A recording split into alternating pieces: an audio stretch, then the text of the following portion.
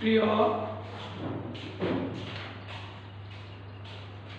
ব্যবসা শিক্ষা শাখার দ্বাদশ শ্রেণীর ছাত্রীরা, আসসালামু আলাইকুম। গণপ্রজাতন্ত্রী বাংলাদেশ সরকারের মাননীয় প্রধানমন্ত্রী দেশরত্ন Sheikh Hasina novel corona virus 19-এর জন্য সকল শিক্ষা প্রতিষ্ঠানে অনলাইনে ক্লাস নেওয়ার জন্য প্রজ্ঞাপন জারি করেছেন। সরকারি জিলা ও মহিলা কলেজেও অনলাইনে ক্লাস চলছে। আজকে আমি দ্বাদশ শ্রেণীর ব্যবসা শিক্ষা শাখার হিসাব বিজ্ঞান দ্বিতীয় পত্রে একটি ক্লাস করব, আর্থিক বিবরণী বিশ্লেষণ। আর্থিক বিবরণী বিশ্লেষণ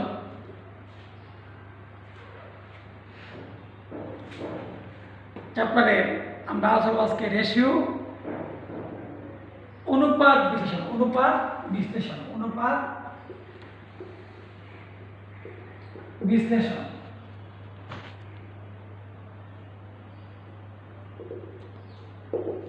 বোর্ডে অনুপাত বিশ্লেষণের একটি অঙ্ক থাকে, সি পার্ট বা বি পার্টে। অনুপাত বিশ্লেষণের মধ্যে প্রথমে আমরা জানতে হবে যে চলতি সম্পদ কি কি। চলতি সম্পদ যদি আমরা জানি, তাহলে চলতি অনুপাত, তারল্য অনুপাত, কার্যকরী মূলধন অনুপাত, অর্থাৎ ওয়ার্কিং কারেন্ট অ্যাসেটস জানি আমরা, তাহলে আমরা চলতি অনুপাত, তারল্য অনুপাত, কার্যকরী মূলধন অনুপাত আমরা নির্ণয় করা আমাদের সহজ হবে। চলতি সম্পদ কি? হাতে নেওয়া। আমি বলি সব কিছু নাম তোমাদের শীত দিব। ব্যাংকে জমা, প্রাপ্য হিসাব, অর্থাৎ দেনাদার হিসাব, প্রাপ্য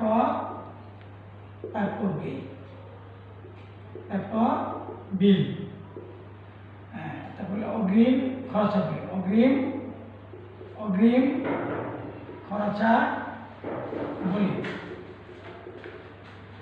বিনিয়োগের অনাদায়ী সুদ। বাবুরা, এগুলো কারেন্ট অ্যাসেটস, চলতি সম্পদ। হাতে নগদ, ব্যাংকে জমা, প্রাপ্য হিসাব, প্রাপ্য বিল, অগ্রিম খরচাবলী, বিনিয়োগ অনাদায়ী সুদ। আগে আছে কি? সমাপনী মজুত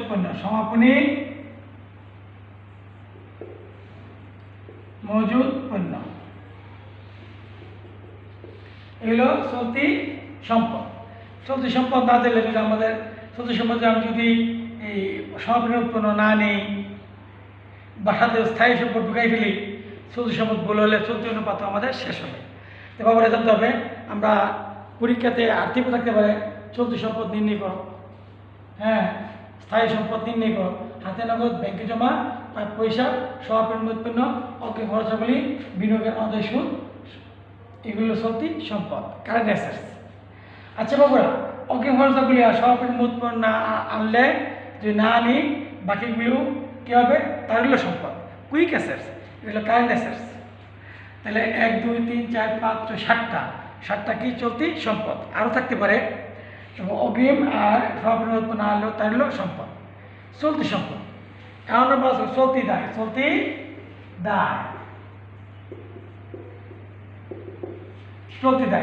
হিসাব,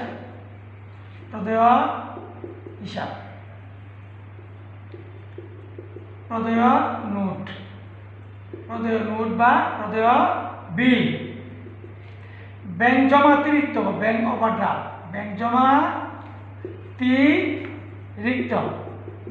ওভারড্রাফট, তাহলে বকেয়া খরচাবলী, বকেয়া বেতন হইতে পারে, ভাড়া হইতে পারে, বকেয়া খরচাবলী। আয়কর সঞ্চিতি, চলতি দায়। কল্যাণ তহবিল, কল্যাণ তহবিল। সঞ্চয়ী তহবিল বাদে বাকি সবটি কি যে কোনো তহবিল চলতি দায়। প্রদায় হিসাব, প্রদায় নোট, ব্যাংক জমাতিরিক্ত বকেয়া খরচাগুলি, আকর্ষণীতি আর কি কল্যাণ আকর্ষণীতি, কল্যাণ তহবিল, ত্রাণ তহবিল, বোনাস তহবিল, সমস্ত তহবিল, নগদ তহবিল বাদে যে কোনো তহবিল কারেন্ট লাইবিলিটি চলতি দায়। আর একটা কি আছে কি যে ঋণের বকেয়া সুদ, অর্থাৎ যে কোনো বকেয়া আগে বলছি সুদ চলতি দায়। আমার বাবুরা চলতি সম্পদ ভাগ চলতি দায় চলতি অনুপাত আমি পড়ে আসতেছি, শুধু জানবো আমরা। যদি বাবুরা আকর্ষণীতি বা কল্যাণ তহবিল যদি বলে না দিই তাহলে আমরা চলতি দায় ফিগারটা ভুল হবে, অনুপাত ভুল হবে, নাম্বার পাবো না আমরা। তাহলে চলতি সম্পদ সুদায় পেলাম। এখানে যদি ব্যাংক জমাতিরিক্ত না আনি তার হলো দায়, আর সহপরিপূর্ণ আর অগ্রিম না আনি তার হলো সম্পদ। এটা আমার জানতে হবে। কি জানতে হবে? চলতি সম্পদ আমার সঠিক হতে হবে, ক্যালকুলেশন চলতি দায়ও সঠিক হতে হবে, তাই না? আমরা কি করে ফেলতে পারি আমরা ফেলতে পারি যে চলতি সম্পদ চলতি দায় এবং ফেলতে পারি পরীক্ষা দিতে পারি আমরা চলতি সম্পদ চলতি দায়। তাহলে এটা যোগফলটা চলতি দায় আর চলতি সম্পদ। তাহলে চলতি সম্পদ ভাগ চলতি অনুপাত। এখানে অগ্রিম আর সহপরিপূর্ণ বাদ দেয় কি হবে? তার হলো সম্পদ। আর এখানে ব্যাংক জমা যদি বাদ দেয় তার চলতি দায়, তার হলো দায় হবে। আর যদি ব্যাংক জমাতে না থাকে চলতি দায় যত তার হলো দায় একই হবে। এই বললাম চলতি সম্পদ চলতি দায়, চলতি সম্পদ চলতি দায়। আমরা অনুপাতগুলো দেওয়ার আগে একটু আলোচনা করে নিচ্ছি। চলতি সম্পদ কী কী, চলতি দায় কী কী, তার সম্পদ কী, তার দায় কী। চলতি সম্পদ যদি ব্যাংক জমাতিরিক্ত অগ্রিম খরচাগুলি বাদ দেয় তাহলে হবে কি? তার দায়। যদি অগ্রিম না থাকে তাহলে বাদ যাবে না, আর সব বিনিময় থাকবে, সব বাদ দিলে তার হলো সম্পদ, আর বাদ না দিলে চলতি সম্পদ। আর এখানে ব্যাংক জমাতিরিক্ত বা ব্যাংক ওভারড্রাফট থাকলে আমরা চলতি আনবো, আর যদি ব্যাংক বাদ দিয়ে তার হলো দায়। দুটি পেলাম, একটা চলতি সম্পদ চলতি দায়, তার হলো সম্পদ, তার হলো দায়। তারপর আমরা আসি, আমার দরকার লাগবে মালিকানা তহবিল। এ জানতে হবে শেয়ার মূলধন প্লাস সাধারণ সঞ্চিতি প্লাস সংরক্ষিত আয় মাইনাস অলিক সম্পদ।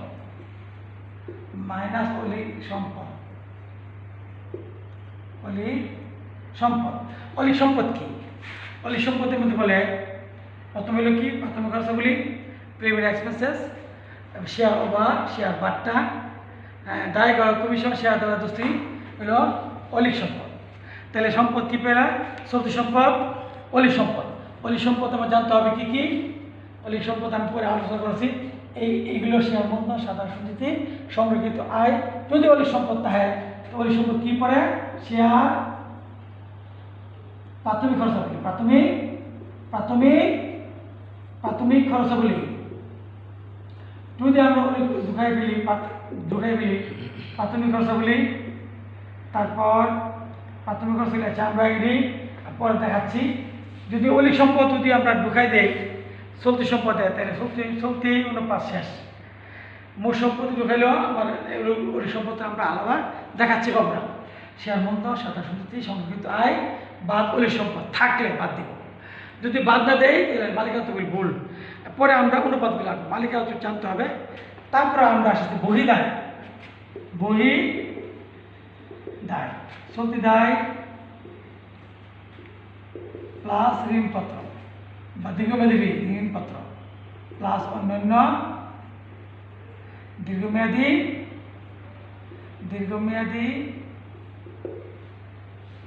ঋণ। তাহলে বাবুরা বহি দায় চলতি দায় প্লাস ঋণপত্র অন্যান্য দীর্ঘমেয়াদী ঋণ, মালিকানা তহবিল হলো অর্থাৎ ঋণপত্র দীর্ঘমেয়াদী মধ্যে পড়ে। চলতি দায় প্লাস ঋণপত্র বা দীর্ঘমেয়াদী ঋণ আর শেয়ার বন্ধ সাধারণ সম্পত্তি সংগৃহীত আয় অলিক সম্পদ। অলিক সম্পদ বাজান্ত হবে আমাদের, তাহলে আমরা সংগৃহীত আয় তহবিল মালিকানা তহবিল কি শেয়ার বন্ধন সাধারণ সম্পত্তি সংগৃহীত আয় মাইনাস অলিক সম্পদ। তারপর বাবু আসছে আমরা শুধু আমি সূত্রগুলো দিচ্ছি, অঙ্করি সূত্রগুলো তোমরা পারলে অঙ্ক সব নিজে অঙ্ক করতে পারবে। আর বোর্ডে এই অনুপাত বিষয় থাকে বই দেয় চলতে দেয় প্লাস ঋণপত্র প্লাস দীর্ঘমেয়াদী ঋণ, এই হলো বই দেয় চলতে দেয়। মালিকানা তহবিল পেলাম, বই দেয় পেলাম। এখন আমরা অলিক সম্পদ,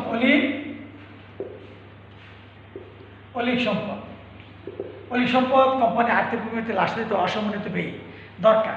আর পরীক্ষাতে কত বলতে পারে যে অলিক সম্পদ নির্ণয় করো। অলিক সম্পদ হইল প্রাথমিক, খুব গুরুত্বপূর্ণ জিনিস, প্রাথমিক খরচাগুলি, শেয়ার অবহার, শেয়ার ডিসকাউন্ট, শেয়ার অবহার এগুলো অলিক সম্পদ। হ্যাঁ, তারপর শেয়ার দালালের দস্তরি বা কমিশন, শেয়ার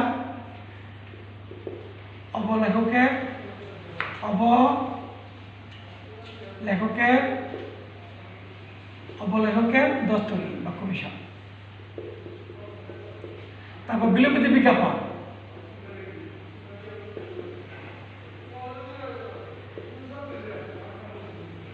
এই হলো বাবুরা অলিক সম্পদ।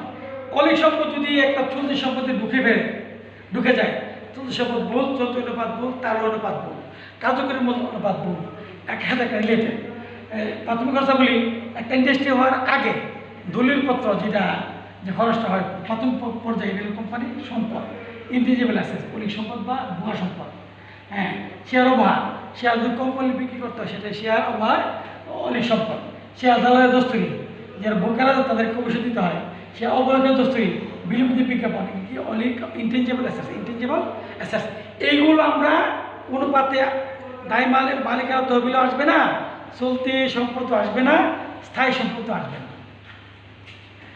একটা বলি এইগুলো, একটা বললাম কি মালিকানা তহবিল, একটা বলছি বহিদায়, একটা অলিক সম্পদ, চলতি সম্পদ, চলতি দায়, তারল সম্পদ, তারল দায়। এগুলো আমার আগে জানতে হবে, তারপর অনুপাত আমরা ধরবো। আপনার কি বিনিয়োজিত মূলধন, বিনিয়োজিত মূলধন, এখানেও আমাদের অলিক সম্পদ লাগবে। বিনিয়োজিত মূলধন হল মূল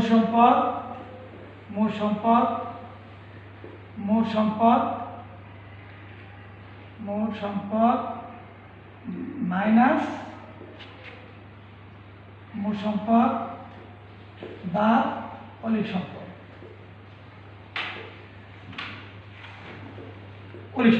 মূল সম্পদ স্থায়ী সম্পদ যোগ চলতি সম্পদ, মূল সম্পদ। অলিক সম্পদ বাদ দিলে কি বিনিয়োজিত মূলধন। বাবুরা প্রথম বলছে কি চলতি সম্পদ, হাতে নগদ, ব্যাংকে জমা, প্রাপ্য হিসাব, প্রাপ্য নোট, সহপরিমাণ পণ্য, বিনিয়োগের বকেয়া সুদ বা অনাদায়ী সুদ, তারপর অগ্রিম খরচাগুলি। এখানে যদি সহপরিমাণ অগ্রিম বাদ দেই, দুটো বাদ দেই, হ্যাঁ তাহলে তার হলো সম্পদ। আর ওখানে হলো প্রতি হিসাব, প্রতি নোট, ব্যাংক জমা অতিরিক্ত, তারপর হলো একশন্তি কল্যাণ তহবিল, যে সিডর তহবিল, ত্রাণ তহবিল, বোনাস তহবিল, হ্যাঁ ঋণের বকেয়া সুদ, বকেয়া খরচাগুলি, এগুলো চলতি দায়। তার চেয়ে যদি ব্যাংক জমা অতিরিক্ত থাকে এটা বাদ দিলে তার হলো দায়। চলতি দায়, চলতি সম্পদ, চলতি দায়, তার সম্পদ, তার হলো দায় 4টা, মালিকানা তহবিল 5টা, বহি দায় 6টা, অলিক সম্পদ 7টা, বিনিয়োজিত মূলধন 8টা। এইগুলো জানলে আমরা অনুপাত দিচ্ছি, আমার অঙ্কটা আমার ভুল হবে না। অলিক সম্পদ যেটা দিছি এগুলি কোনো অঙ্কতে আসবে না, বাঁচাবে। আচ্ছা, বিনিয়োজিত মূলধন হলো মূল সম্পদ বলতে স্থায়ী সম্পদ যোগ চলতি সম্পদ, current assets plus fixed assets minus intangible assets বাদ যাবে। বিনিয়োজিত মালিকানা তহবিল তো অলিক সম্পদ বাদ যাবে। হ্যাঁ, এই জন্য অলিক সম্পদ আমাদের খুব এসেন্সিয়াল জানা না। প্রাথমিক খরচা বলি শেয়ার ওভার, শেয়ার অবলেখকের দস্তরি, শেয়ার দালালের দস্তরি, বিলম্বিত বিজ্ঞাপন, এগুলি হলো অলিক সম্পদ। এখন আমরা আসবো ডিটেলস আলোচনা করেছি, আমরা ব্রিফিং দিচ্ছি ডিটেলস আর্থিক কিছু অনুপাতের মধ্যে। এখন আমরা আসবো কি বলবো, 1 নম্বর হলো চলতি তারল্যতার ভিত্তিতে চলতি অনুপাত। এই যে চলতি সম্পদ আগে বললাম, চলতি সম্পদটা উপরে লিখবো আমরা, চলতি সম্পদ ভাগ চলতি দায়। একটা 2 নাম্বার করে চলতি সম্পদ বলছি হাতে নগদ, ব্যাংকে জমা, প্রাক পয়সা, প্রাপ্য নোট, তারপর সহায়ক নোটপণ্য, অগ্রখরচাবলী, বিনিয়োগ আদেশ, চলতি সম্পদ। আর ওইটা আলোচনা করেছি আমি যে প্রদেয় হিসাব, প্রদেয় নোট, ব্যাংক জমা অতিরিক্ত, বকেয়া খরচাগুলি, আকর্ষণী, যে কোনো তহবিল নগদ তহবিল বাদে চলতি দায়। এখান থেকে আমরা এক নাম্বার 2 নাম্বার কি তারল্য অনুপাত, তারল্য অনুপাত, তারল্য সম্পদ বা তড়িৎ সম্পদ, তারল্য সম্পদ বা তড়িৎ সম্পদ বা দ্রুত সম্পদ, তারল্য দায়, তারল্য। এটা দিক কি হবে? চলতি সম্পদ থেকে আমরা যদি সর্বনিম্ন অগ্রিম বাদ দিই তারল্য সম্পদ, আর শুধু ব্যাংক জমা অতিরিক্ত বাদ দিলে তারল্য দায়। তাহলে কি যে 2টা বাদ দিয়ে গেলে তারল্য সম্পদ, একটা বাদ দিয়ে গেলে তারল্য। যদি সর্বনিম্ন পণ্য না থাকে তার চলতি সম্পদ যতটুকু, তারল্য সম্পদ ততটুকু। 3 নাম্বার হলো কার্যকরী ওয়ার্কিং ক্যাপিটাল, কার্যকরী বা চলতি মূলধন অনুপাত, কার্যকরী মূলধন বা চলতি মূলধন। আচ্ছা, কার্যকরী চলতি মূলধন সূত্র হইল চলতি সম্পদ মাইনাস চলতি। বাবুরা ইন্টারমিডিয়েটে কতে থাকবে কার্যকরী মূলধন বা চলতি মূলধন নির্ণয় করো, কতে প্রায় দেয় কার্যকরী ওয়ার্কিং ক্যাপিটাল নির্ণয় করো, চলতি সম্পদ মাইনাস চলতি হইল কার্যকরী ওয়ার্কিং ক্যাপিটাল, কার্যকরী মূলধন। এরা বলতে পারে স্যার কার্যকরী মূলধন অনুপাত, কার্যকরী বা চলতি মূলধন অনুপাত। আচ্ছা বড়া মনোযোগ হতে হবে, চলতি সম্পদ চলতি দায়, তারল্য সম্পদ তারল্য দায়। আর কার্যকরী মূলধন চলতি মূলধন চলতি সম্পদ, এটা বাদ, এটা বাদ যাবে, চলতি সম্পদ মাইনাস চলতি দায়, কার্যকরী মূলধন। আমরা কার্যকরী মূলধন অনুপাত আগে বের করছি, এটা দেখো কার্যকরী মূলধন আগে বের করলাম, আর চলতি দায়। এটা আদেশ হইল 2:1, এটা আদেশ হলো 1:1, এটা 1 অনুপাত 1 আদেশ। আমরা যদি মন্তব্য করতে বলে এবার চলতি অনুপাত 1, কোম্পানি চলতি অনুপাত, আদেশ হলো 2:1 বা 2:1। কোম্পানি অনুপাত হইল কত? 2.5, 2:5। তাহলে কোম্পানি শুধু পরিশোধ ক্ষমতা অধিক সন্তোষজনক। তাহলে আমরা আদেশের থেকে মন্তব্যটা করবো। মন্তব্য করতে গেলে আমাদের আদর্শমান জানা দরকার, আদর্শমান জানা দরকার। সুতরাং হলো 2:1, তার হইল 1:1, কার্যকরী হইল বাবুরা চলতি মূলধন কার্যকরী মূলধন অনুপাত হইল 1:1। এই 3টা আলোচনা করছি, 3টাতে পরীক্ষা 2টা থাকে, চলতি অনুপাত, তারল্য অনুপাত, কার্যকরী মূলধন বা চলতি মূলধন অনুপাত। আমি আগে বলছি চলতি সম্পদ কি কি, চলতি দায় কি কি, তারল্য সম্পদ কি কি, তারল্য দায় কি কি, তাই না? আমরা আলোচনা করছি তারল্যতার ভিত্তিতে। আমার স্থায়িত্বের ভিত্তিতে আছে, আমি আজকে এগুলো আলোচনা করতেছি, এগুলি জানলে নিজে করতে পারবে। প্রথম আছে কি দায় মালিকানা অনুপাত, দায় মালিকানা অনুপাত বা দায় মালিকানা অনুপাত। প্রথম দায় হলো প্রথম, এদের উপরে দায় বলতে বহি দায় বোঝা, বহি দায় বলতে শুধু দায় প্লাস ঋণপত্র। আচ্ছা, চুক্তির সাথে আমরা ব্যাংক জমা দিতে বাদ দিলে কি তারল্য দায়। আবার চুক্তির সাথে আমরা যদি ঋণপত্র যোগ করি বহি দায়, তাহলে চুক্তির যা আছে তার সাথে একটা যোগ করলে কি হবে? বহি দায়। একটা বাদ দিলে কি তারল্য দায়। 3 প্রকার দায়, চলতি দায়, তারল্য দায়, বহি দায়। চুক্তির সাথে সম্পর্ক বহি দায় চুক্তি প্লাস ঋণপত্র। আর মালিকানা তহবিল, মালিকানা আমি আলোচনা করেছি, মালিকানা তহবিল কি কি বাবুরা? মালিকানা তহবিল কি কি আমি আলোচনা করেছি। মালিকানা তহবিল সাধারণ শেয়ার মূলধন, সাধারণ সংরক্ষিত আয় মাইনাস অলিক সম্পদ। হ্যাঁ, এটা আলোচনা করেছি। এটার আদর্শ 1:3 আদর্শ নয় মালিকানা অনুপাত। এরপর আমরা আসি ধারাবাহিক অনুপাত, তারপরে মালিকানা অনুপাত বা মালিকানা মোট সম্পত্তি অনুপাত। মালিকানা অনুপাত হলো মালিকানা তহবিল,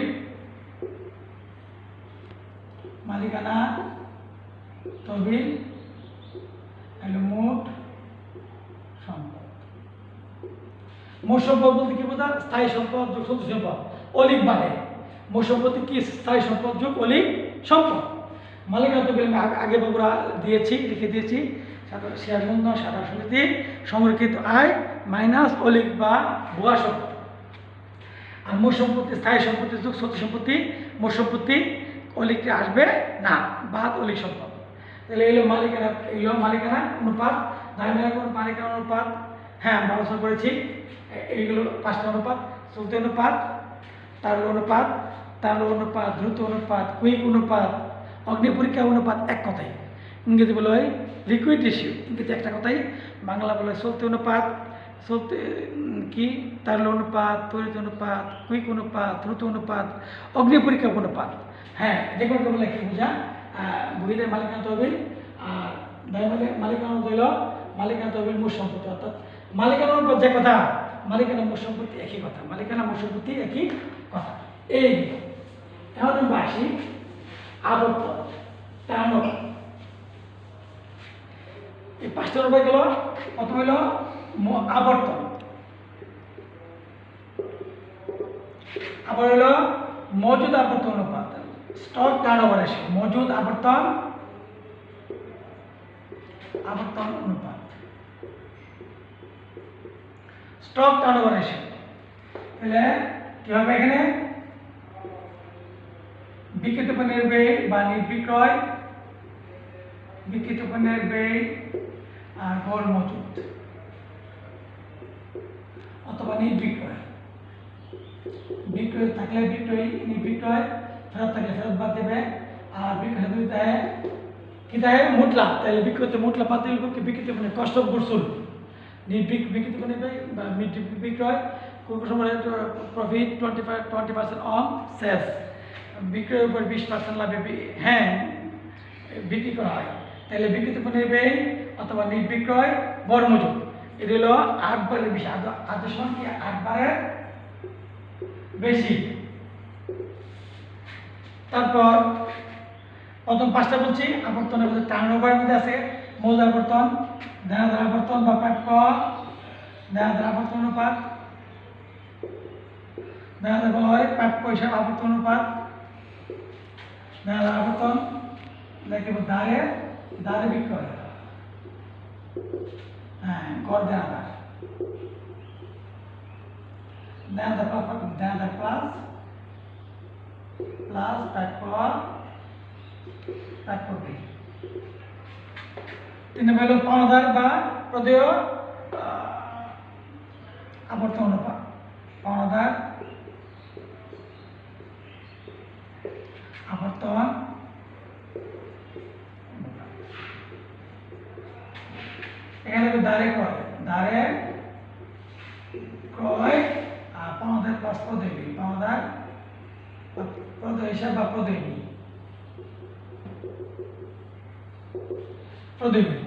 4 নম্বর আছে কি বাবুরা? মোট সম্পদ আবর্তন অনুপাত। মোট সম্পদ আবর্তন হলেই বিক্রি লিখতে হয়। মোট সম্পদ আবর্তন অনুপাত। আচ্ছা বাবুরা, মোট সম্পদ তো নিচে হবে কিসের আবর্তন? মোট সম্পদ। আর উপরে কি? নিট বিক্রয়। এখানে হ্যাঁ এখানে এত বা টাইমস প্লাস হবে কি বিনিয়োগ মূলধনের বা মূলধন আবর্তন অনুপাত, মূলধনের আবর্তন অনুপাত। এখানে হবে বিনিয়োজিত মূলধন, বিনিয়োজিত আমি আলোচনা করেছি, স্থায়ী সম্পদ চলতি সম্পদ মাইনাস অলিক সম্পদ, বিনিয়োজিত মূলধন আর নিট বিক্রয়। তাহলে আবর্তন বলছি বাবু 5টা, মজুদ আবর্তন অনুপাত, জাহাজ আবর্তন অনুপাত, পাওয়া আবর্তন অনুপাত, মোট সম্পদ আবর্তন অনুপাত, তারপর কি বিনিয়োজিত মূলধন বা মূলধন আবর্তন অনুপাত। তাই অনুপাত 5টা, এই 5টার থেকে যে কোনো 2টা থাকতে পারে, পারে থাকতে পারে। আবর্তন 5টা। আবার আছে কি বাবুরা, যে শতকরা মোট লাভ অনুপাত, নিট লাভের অনুপাত, বিনিয়োজিত মূলধনের আয় অনুপাত বা করপূর্ব আয়ের হার নির্ণয় করো। মোট সম্পদে মোট লাভের অনুপাত, মোট লাভ নিট বিক্রয় গুণ 100, নিট লাভের অনুপাত, নিট লাভ নিট বিক্রয় গুণ 100, বিনিয়োজিত মূলধনের আয় অনুপাত, নিট লাভ, হ্যাঁ নিচে বিনিয়োজিত মূলধন 100। অর্থাৎ মোট লাভের আদর্শ হইল 20-30 পর্যন্ত কাম্য, নিট লাভের আদর্শ হইল 10-15 পর্যন্ত কাম্য, আর বিনিয়োজিত মূলধনের আদর্শ হইল 15-20 পর্যন্ত কাম্য। 3টে হইল আবর্তন, 3টে হইল শতকরা, 5টা আবর্তন আর 5টা আলোচনা করছি। চলতি অনুপাত, তারল্য অনুপাত, কার্যকরী মূলধন বা কার্যকরী মূলধন আবর্তন অনুপাত, তারপর মালিকানা অনুপাত, মালিকানা মোট সম্পত্তি অনুপাত, তাই মালিকানা অনুপাত, এই 5টা। তারপর বলছি যে মৌজা আবর্তন 5টা, মৌজা আবর্তন অনুপাত টাইমস বার লিখতে হবে, এত টাইমস এত বার। দেখা আবর্তনে আমি পরীক্ষা ভাগ দেখতে গেলে অনুপাত 1 দিয়ে ফেলে ভুল করে স্টুডেন্টরা, বা ওরা আবর্তন পেলেই এত বার লিখতে হবে। মজুদ আবর্তন অনুপাত, দেয়াদার আবর্তন অনুপাত, পাওয়ার আবর্তন অনুপাত, মোট সম্পত্তি আবর্তন অনুপাত, মূলধনের আবর্তন বা বিনিয়োজিত মূলধনের আবর্তন অনুপাত। আর 3টা আছে কি, মোট লাভের অনুপাত, নিট লাভের অনুপাত, বিনিয়োজিত মূলধনের করপূর্ব আয়ের হার। 3টা শতকরা। তার বাবুরা প্রথম 5টা অনুপাত 1 দিতে হবে, পরের 5টা বার লিখতে হবে, পরের 3টা পার্সেন্ট দিতে হবে, এত পার্সেন্ট, 20%, 30%, 35%, 28% পার্সেন্ট দিতে হবে। তাহলে আমরা প্রথমে আলোচনা করছি চলতি সম্পদ কি কি কি, চলতি দায় কি কি, তারল্য সম্পদ কি কি, তারল্য দায় কি কি, মালিকানা তহবিল কি, বিনিয়োজিত মূলধন কি, বহিদায় কি, মোট সম্পদ কি, মোট সম্পদ হলো স্থায়ী সম্পদ, চলতি সম্পদ মাইনাস অলিক সম্পদ। আর বিনিয়োজিত মূলধন আমরা বিনিয়োজিত মূলধন হলো কি, মোট সম্পদ মাইনাস অলিক সম্পদ মাইনাস চলতি দায়। আমি ভুল করেছি রে মনে হয় যে এই মূলধন বিনিয়োজিত মূলধন সূত্র হলো কী হবে, যে স্থায়ী সম্পদ যোগ অলিক সম্পদ মাইনাস স্থায়ী সম্পদ যোগ চলতি সম্পদ মাইনাস অলিক সম্পদ মাইনাস চলতি দায়। এটা হলো বিনিয়োজিত মূলধন। বিনিয়োজিত মূলধনটা আমরা আগে আমি করেছি, বাদ যাবে কি, চলতি দায়, বিনিয়োজিত মূলধন। তো বিনিয়োজিত মূলধন জানলে আমরা সঠিক হবে এখানে, হ্যাঁ মোট সম্পদ জানলে সঠিক হবে, হ্যাঁ। তো বিক্রিত বিক্রি মাইনাস মোট লাভ। আর বিনিয়োজিত মূলধনটা আমার আগে একটু বলি, বিনিয়োজিত মূলধন কি, বিনিয়োজিত মূলধন চলতি দায়টা বাদ যাবে, চলতি দায় বাদ যাবে, চলতি সম্পদ চলতি দায়, তারল্য সম্পদ তারল্য দায়, হ্যাঁ। এবারে বিনিয়োজিত মূলধন, বিনিয়োজিত মূলধন হলো আমরা বাদ দিন আগে, বিনিয়োজিত মূলধন হলো স্থায়ী সম্পদ, স্থায়ী সম্পদ মানে চলতি সম্পদ, স্থায়ী মোট সম্পদ, মোট সম্পদ বা অলিক সম্পদ মাইনাস চলতি বাদ দেয়, এটা হলো মোট সম্পদ, অর্থাৎ বাদ দেওয়া, এটা হলো বিনিয়োজিত মূলধন। বিনিয়োজিত মূলধনের আবর্তন অনুপাত, মূলধনের মুনাফা অনুপাত, একটা শতকরা একটা আবর্তন, হিসেবে বিনিয়োজিত মূলধন। ভুল হলে সমস্যা। মোট সম্পদ মাইনাস অলিক সম্পদ, অর্থাৎ মোট সম্পদ মাইনাস চলতি দায়, অলিক বাদে, তাহলে বিনিয়োজিত মূলধন। তাহলে আমরা বাবুরা আমি একটু বলে দিচ্ছি, আমরা পড়া হলো আজকে যে এই চলতি সম্পদ কী কী, চলতি দায় কি, বাদ দেওয়া যাবে না। সব 20-30টা অঙ্ক আছে, বোর্ডে অঙ্ক অনেকগুলি বোর্ডের মধ্যে আসে। আমরা চলতি সম্পদ জানতে হবে, একটা ভুল হলে সমস্যা। চলতি সম্পদ, তারল্য সম্পদ, চলতি দায়, তারল্য দায়, বিনিয়োজিত মূলধন, মোট সম্পদ মাইনাস অলিক সম্পদ মাইনাস চলতি দায়, মালিকানা তহবিল মূলধন সাদা সুতি সংরক্ষিত আয় মাইনাস অলিক সম্পদ, আর বহিদায় কি, চলতি দায় প্লাস ঋণপত্র। তাহলে আমরা চলতি সম্পদ, চলতি দায়, তারল্য সম্পদ, তারল্য দায়, মালিকানা তহবিল, বহিদায়, বিনিয়োজিত মূলধন, এগুলি জেনে কাজ করতে হবে অনুপাতগুলো। তো আমরা আজকে এই সূত্রগুলো দিলাম, চলতি অনুপাত, তারল অনুপাত, কার্যকরী মূলধন অনুপাত, দায় মালিকা কার্যকরী মূলধন অনুপাত, কার্যকরী মূলধন, এরপর হলো দায় মালিকা অনুপাত, মালিকা অনুপাত, আবদ্ধ হিসেবে 5টা জেনে এগুলি শিখলে অঙ্ক করতে সহজ হবে। তো আজকে আমি অনার্স ইন্টারমিডিয়েট ব্যবসা শিক্ষা শাখা দ্বাদশ শ্রেণীর হিসাব বিজ্ঞান দ্বিতীয় পত্রে আজকে আর্থিক বিশ্লেষণ আলোচনা করেছি। হ্যাঁ, নেক্সট ক্লাসে আমার স্টুডেন্ট যারা তারা সমস্যা নিয়ে আসবে, আমার প্রশ্ন করবে। আমি আজকে স্টুডেন্টদের মঙ্গল কামনা করে এই বলে শেষ করছি। আসসালামু আলাইকুম।